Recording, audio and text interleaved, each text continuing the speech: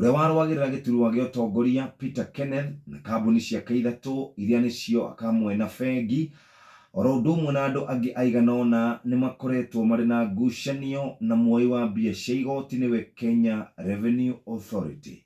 Kuringana na riboti irekereirio, Kenya Revenue Authority niretia mundu uyu kana Peter Kenneth ciringi bilioni 1.14 ciringi bilioni 1.14 kuma kuri ni akoragwo ari shareholder wa kambuni ithatu na marerikana ati ni marehire igoti uria gutagirire handu kwerekana marehire magoti ma ciringi milioni 569 handu ha kuriha ciringi bilioni 1.14.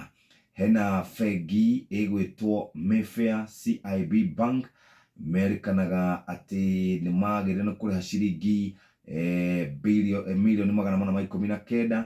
Hena kambuni itagwo Harleys Limited ya kuria gugwitwo Westlands ya kuria Mauritius magirire gukorwo makiriha ciringi milioni 780 no marihire ciringi 260. Kuma hau hari na kindu gigwitwo IX Africa Limited, Lion Bidco, Gansi magirire kuriha ciringi milioni 500 makiriha ciringi bilioni kana ciringi milioni 169.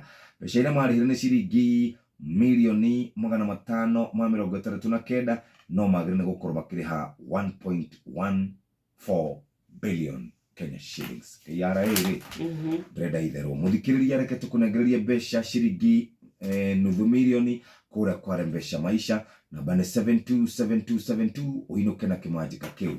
Keturore ucenjania wa besha muthikiriria tukuhingana ciringi 144 hau niho dola irugameire, sterling pound ciringi 143 na thendi 5, euro ciringi 157 na thendi 2.